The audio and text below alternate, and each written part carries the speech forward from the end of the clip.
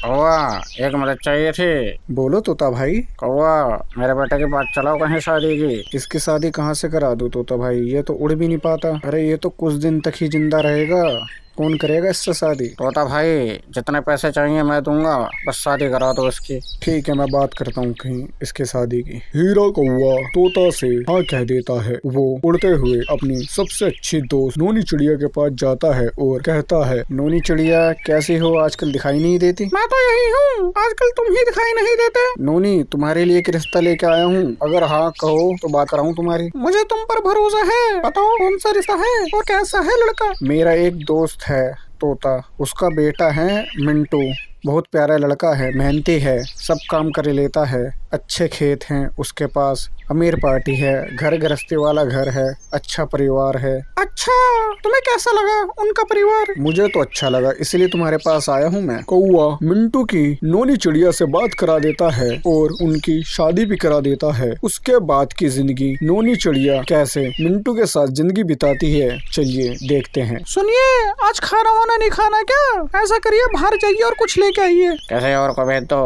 लाने के लिए, मैं नहीं जा रहा। ऐसे ही मिंटू नोनी चिड़िया के भरोसे बैठा रहता था, वो कहीं भी नहीं जाता था। नोनी चिड़िया खुद ही खाना लाती अपने लिए और मिंटू के लिए। एक दिन वो खाने लेके आती है, उसकी मुलाकात कबूतर से होती है। कबूतर क्या कहता है नोनी चिड़िया से, नोनी चिड़िया कैसी हो और तुम्हारे वो कैसे हैं? कबूतर भाई तुम्हें क्या बताऊं, जब से मेरी शादी हुई है वो अब तक घर से बाहर ही नहीं निकलते। मैं ही जाती हूँ सब सामान लेने, वो कहीं भी नहीं जाते। मेरी तो जिंदगी बर्बाद हो गई उससे शादी करके। क्या नाम है उसका? मिंटू नाम है उनका। अरे नोनी चिड़िया, वो तो उड़ भी नहीं पाता, उसकी तो कुछ दिन बाद ही मृत्यु हो जाएगी, इसलिए उससे कोई भी शादी नहीं कर रहा था, तो तुमने कैसे कर ली? क्या मतलब? मेरे सबसे अच्छे दोस्त ने मेरी जिंदगी खराब कर दी। मैं उस पर कितना भरोसा करा करती थी, लेकिन उसने मेरे साथ, मैं कभी उसे माफ नहीं करूंगी। नोनी चिड़िया गुस्से में हीरा के पास जाती है और कहती है, हीरा, मैंने तुम पे इतना भरोसा करा और तुमने मेरी जिंदगी खराब कर दी उससे शादी करा के। तुमने मुझे बताया क्यों नहीं?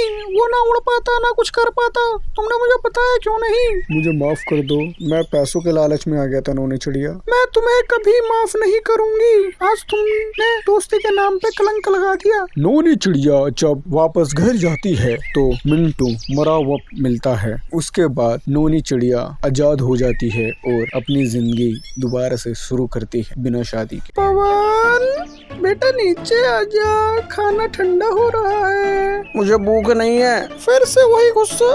बेटा दिन पे दिन तुम मुझसे दूर जा रहा है, थोड़ा माँ की तरफ देख लो बेटा। मम्मी भैया को क्या हुआ? बेटा कुछ बातें माँ के दिल में रह जाती है। अरे नोनी बहन, सब कुशल मंगल, बहुत दिन हो गए तुम्हारी आवाज नहीं सुनी हमने। सब ठीक है हीरा भाई, बस उम्र बढ़ती जा रही है। तुम्हारा चेहरा देखकर ऐसा लग रहा है कोई बात है जो तुम छुपा रही हो। आजकल पवन भी बहुत गुमशुदा सा रहने लगा है। हाँ मैंने भी देखा, पहले तो वो सबसे हंसता बोलता था, अब जैसे चिंता में डूबा रहता है, जैसे कोई इस पे दबाव डाल रहा है किसी बात को। 2 साल पहले। बस बेटा अब और झटका दे। हाँ ऐसे। माँ मैं उड़ना सीख गया माँ। तो मेरी जान है पवन, बस एक बात याद रखना, चाहे जितना ऊंचा उड़ो, माँ की छांव से दूर मत जाना। कभी नहीं माँ, वादा करता हूँ मैं। प्रेजेंट में। नोनी बहन माफ करना, लेकिन एक बात पूछूं? हाँ पूछो भैया। पवन की आंखों में नफरत क्यों दिखती है आजकल? क्योंकि उसने जो देखा उसे कभी नहीं देखना चाहिए था। क्या देखा? उस दिन जब मैं गिर गई थी और मेरा एक पंख टूट गया था, मैं कुछ भी नहीं कर पा रही थी। उस वक्त उसके सामने मैं दूसरों से मदद मांग रही थी। तो इसमें बुरा क्या था नोनी बहन? पवन को शायद लगा कि उसकी माँ अब कमजोर हो गई है। वो दिन था जब उसका विश्वास टूट गया। वो सोचने लगा कि मैं अब उसकी रक्षा नहीं कर सकती। कुछ दिनों पहले। माँ तुमने मुझसे झूठ क्यों कहा कि तुम कभी हार नहीं मानोगी? मैंने हार नहीं मानी बेटा, हालात से लड़ी, बस थोड़ा थक गई थी। नहीं माँ, तुमने मेरी आंखों में वो डर भर दिया जो मैंने कभी देखा नहीं था। बेटा एक माँ भी इंसान होती है, हर बार ताकतवर बनना संभव नहीं। मुझे खुद को संभालना पड़ा, बिना तुम्हारे सहारे, और अब मैं तुम्हारे पास नहीं रह सकता। बेटा, माँ से दूर जाने से दर्द कम नहीं होता, बढ़ता है। पड़ोसियों की बैठक। नोनी, तुम्हें पवन को समझाना होगा, वो बाहर की दुनिया में खुद को खो देगा, और सबसे बुरा वो तुम्हारा प्यार भी खो देगा। एक सलाह दूं, क्यों ना हम पवन को खुद ही ले आए? नहीं कबूतर, अगर बेटा खुद लौटे तो माँ की ममता फिर से जी उठती है। फिर एक तूफानी रात, तेज हवाएं चल रही थी, पेड़ हिल रहे थे, नोनी चिड़िया का घोंसला हिलने लगा। छोटी हीरी माँ से चिपक गई। तभी अचानक पवन तेजी से उड़ता हुआ आया। माँ, जल्दी चलो नीचे। पवन, मैं तुम्हें छोड़कर नहीं जा सकता माँ। मैं भूल गया था कि तू ही मेरी उड़ान की वजह है। भैया आ गए। मुझे माफ कर दो माँ, मैंने तुम्हारे दर्द को नहीं समझा। बेटा, माँ का प्यार तो ऐसा होता है जो बिना शर्त बहता है। मैं हमेशा तुम्हारे साथ थी और रहूंगी। सब आ जाते हैं वहाँ पर।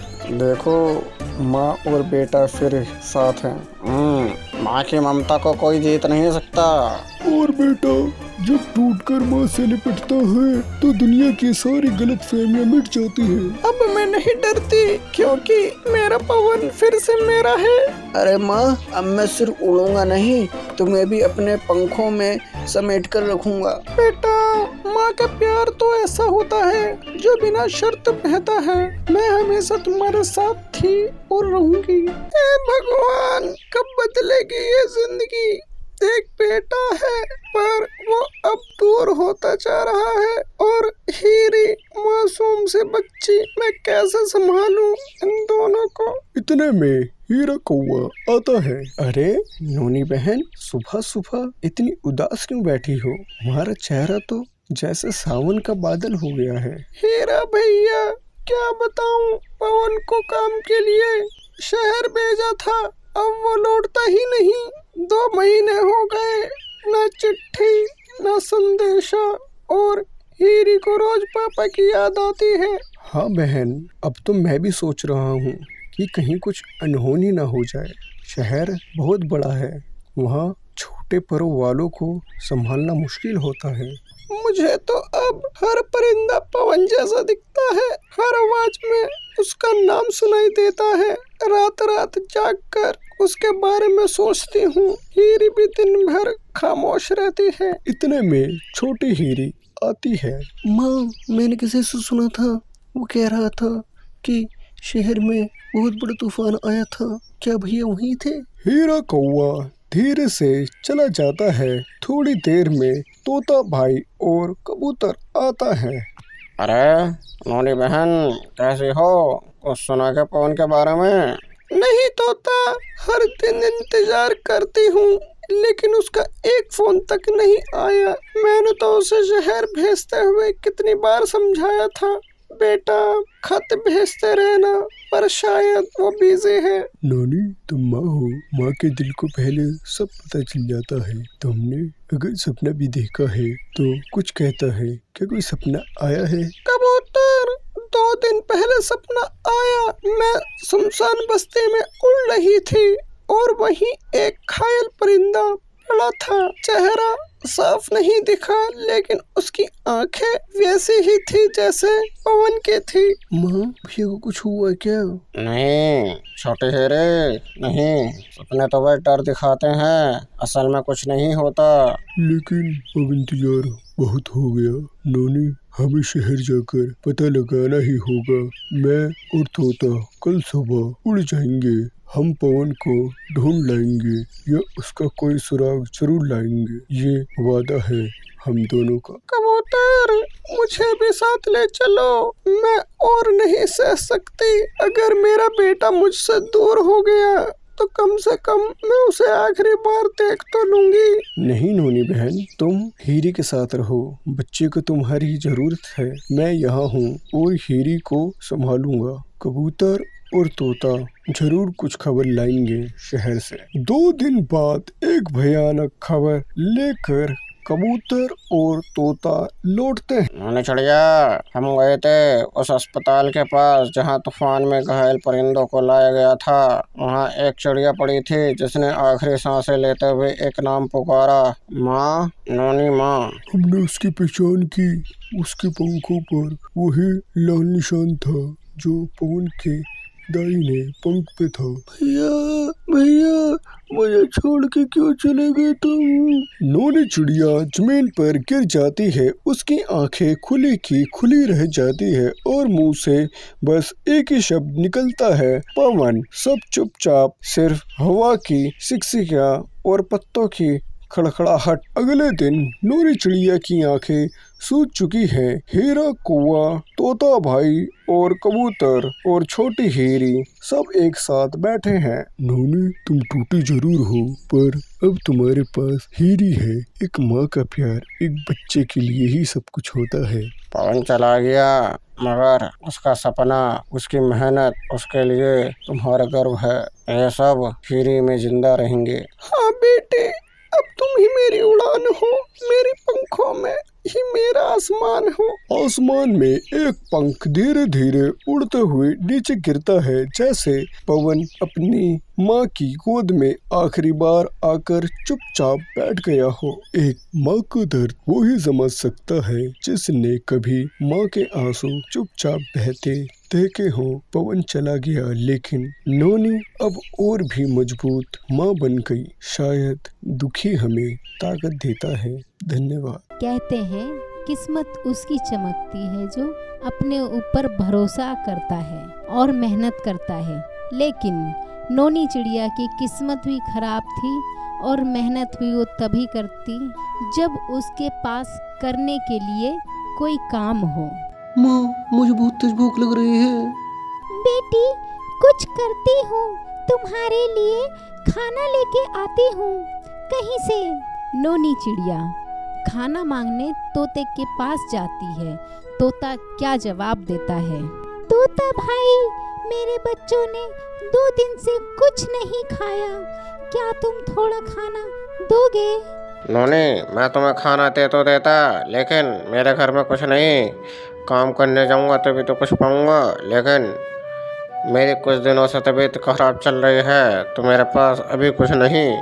उसके बाद नोनी चिड़िया कबूतर के पास जाती है। आज तो खूब सारा खाना इकट्ठा कर लिया, अब कुछ दिन तक काम करने नहीं जाऊंगा और आराम से घर में बैठकर खाऊंगा और आराम करूंगा। अरे कौन आ गया? अरे नोनी चिड़िया। कबूतर भाई, कुछ खाना मिलेगा? नोनी कुछ दे तो देता, लेकिन मेरे पास कुछ नहीं खाने के लिए, देने को भी कुछ नहीं, मुझे माफ कर दो। नोनी चिड़िया उसके बाद जाती है चमेलन के पास। चमेलन, कुछ खाना हो तो दे दो, मेरे बच्चे भूखे हैं। अरे मैं क्या यहाँ भंडारा कर रही हूँ कि जो भी आए खाना ले जाए। चमेलन, थोड़ा खाना दे दो, तुम्हारी बहुत कृपा होगी। अरे पीछे ही पड़ी जा रही हो, नहीं है। उसके बाद नोनी चिड़िया रोने लगती है और कोसती है अपने आप को और पूछती है ऊपर वाले से सवाल।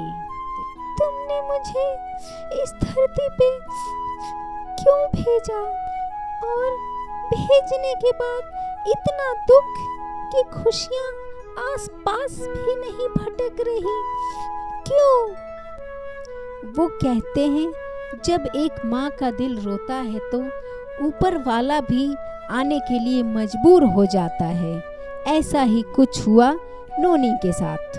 तभी अचानक से आसमान में तेज रोशनी और एक मधुर आवाज सुनाई देती है। नोनी, तुम अकेली नहीं हो, मैंने तुम्हें मेहनत करने की ताकत दी है, बस तुमने अभी तक खुद पर भरोसा नहीं किया। लेकिन मेरे पास करने के लिए कुछ भी नहीं है, मैं क्या करूं? अपने आसपास देखो, हर समस्या में एक मौका छुपा हुआ होता है। नोनी चिड़िया इधर उधर देखती है। उसे पेड़ के नीचे गिरे हुए कुछ सूखे फल और बीज दिखाई देते हैं। अगर मैं इसे इकट्ठा करके साफ करूं तो शायद बेच सकती हूँ।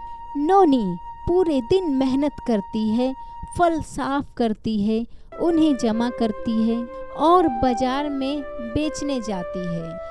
अरे ये तो ताजे ताजे अच्छे अच्छे मीठे फल हैं, मुझे दे दो। धीरे धीरे नोनी के सारे फल बिक जाते हैं और उसे कुछ पैसे मिल जाते हैं। आज मेरे बच्चों को खाना मिलेगा। नोनी चिड़िया घर आती है। पवन और छोटी हीरी खुशी से दौड़ आते हैं। माँ खाना। कुछ दिनों बाद नोनी रोज मेहनत करने लगती है और धीरे धीरे उनकी हालत सुधर जाती है। एक दिन वही कबूतर और तोता उसके पास आते हैं। नोनी हमें माफ कर दो, हमने उस दिन तुम्हारी मदद नहीं की। हम गलत थे। कोई बात नहीं, मुश्किल समय ही सिखाता है कौन कैसा है, लेकिन हमें खुद पर भरोसा कभी नहीं छोड़ना चाहिए। चमेलन दूर खड़ी सब देख रही होती है और उसे अपनी गलती का एहसास होता है। मुझे माफ कर दो नोनी। अगर सच में माफी चाहती हो तो आगे से किसी जरूरतमंद को मना मत करना। सर्दियों की वो रात कुछ ज्यादा ही ठंडी थी। आसमान से जैसे ठंड टपक रही हो। पेड़ों की टहनियों पर ओस जमी हुई थी और हवा इतनी तेज थी कि कान सुन हो जाए। पूरा मोहल्ला जल्दी जल्दी अपने दरवाजे बंद कर रहा था, लेकिन नोनी चिड़िया के घर में आज रौनक थी क्योंकि आज लोहड़ी थी। हर साल लोहड़ी आती है और हर साल लगता है ठंड पहले से ज्यादा बढ़ गई है। पवन रजाई में घुसा हुआ बाहर झांकता हुआ बोला, माँ आज ठंड और बढ़ी तो मैं इंसान नहीं बर्फ का गोला बन जाऊंगा। छोटी हीरी हंसते हुए बोली, भैया बर्फ का गोला नहीं, आप तो पहले से ही आलस का गोला हो। देखा माँ, छोटी है लेकिन जुबान बड़े तेज है। बस बस आज लड़ाई नहीं, आज लोहड़ी है, आज खुश रहने का दिन है। नीचे चिड़िया ने लकड़ियों का ढेर लगाया और अलाव जलाने की तैयारी करने लगी। अभी आग ठीक से जली भी नहीं थी कि पेड़ से आवाज आई, लोरे लोरे, रेवड़ी कहाँ है? अरे आ गए तुम, पहले नमस्ते तो बोलो। नमस्ते बाद में, पहले मिठाई। माँ ये तोता नहीं, चलता फिरता डिब्बा है। तभी सामने से हीरा कौवा आता दिखाई दिया। उसके पीछे पीछे उसकी पत्नी चमेली थी, जिसके चेहरे पर पहले से ही नाराजगी लिखी हुई थी। देख लो नोनी, आज ये फिर पेट भरने आए हैं। अरे चमेलन, लोहड़ी है, आज तो गुस्सा भी छुट्टी पर होना चाहिए। अंकल, आपके गुस्से की छुट्टी तो रोज होती है, काम की छुट्टी कभी नहीं। तू भी सीख गया मजाक उड़ाना। अरे छोड़ो सब, आओ आग के पास बैठो। शाम होते होते मोहल्ले के बीच बड़ी सी आग जलाई गई, लेकिन जलते ही चटकने लगी। आग की लपटें ऊपर उठी और ठंड कुछ पीछे हटती नजर आई। मैंने पूरे मोहल्ले में खबर फैला दी है, सब थोड़ी देर में पहुंचेंगे। और मैंने पूरे मोहल्ले में बताया है कि मिठाई कहाँ रखी है। तो आज भी सुधरने का इरादा नहीं है क्या? इरादा है, लेकिन कल से। चलो अब लोहड़ी का गीत गाते हैं। तोता हर पंक्ति के बाद अपनी लाइन जोड़ देता है। अरे बड़ी मेरी हो, गच्चक मेरी हो। अरे चुप करो, वरना सच में मुंह बंद कर दूंगी। आज ऐसा कुछ मत कहना, नहीं तो गाना बंद कर देगा। आग के पास बैठे बैठे हीरा कौवा थोड़े भावुक हो गए। जब मैं छोटा था तब लोरी पर हमारे पास ज्यादा कुछ नहीं होता था। तू अब क्या करते थे? बस आग जलाते थे और साथ बैठते थे, वही सबसे बड़ी खुशी थी। त्योहार चीजों से नहीं, लोगों से बनता है। मतलब मोबाइल और खिलौना जरूरी नहीं? जरूरी है, लेकिन सबसे ज्यादा जरूरी है साथ। अचानक तेज हवा चली, आग की लपटें डगमगाने लगी। माँ आग बुझ रही है। मैंने कहा था लकड़ी कम है। अब आग बुझे तो ठंड फिर जीत जाएगी। अगर सब साथ आए तो कोई आग नहीं बुझा सकती। पवन और छोटी हीरी दौड़कर सूखी लकड़ी ले आई। कबूतर और लोगों को बुलाने लगा। तोता पत्तियां और टहनी लाया। हीरा कौवा और चमेलन ने मिलकर आग फिर से जलाई। कुछ ही देर में आग फिर से तेज जलने लगी। माँ देखो, फिर जल गई। क्योंकि सबने मिलकर कोशिश की। आग की रोशनी में सब शांत बैठे थे। लोरी हमें सिखाती है कि मेहनत, एकता और भरोसा सबसे बड़ी ताकत है। मतलब हम सब मिलके रहेंगे तो कभी हार नहीं मानेंगे। हाँ बेटी। आज दिल बहुत हल्का लग रहा है। नोनी चिड़िया ने सबको रेवड़ी, मूंगफली और गज्जक दी। वाह, आज तो जिंदगी सफल हो गई। ओहो, आज की रात मैं कभी नहीं भूलूंगा। माँ, ये लोरी सबसे अच्छी थी। जब तक हम साथ हैं, हर लोरी खास होगी। रात गहरी हो गई। आग धीरे धीरे शांत हुई, लेकिन दिलों की गर्मी बनी रही। सब अपने अपने घर लौटे, चेहरे पर मुस्कान और दिल में याद लेकर। आप सबको हैप्पी लोरी। धन्यवाद।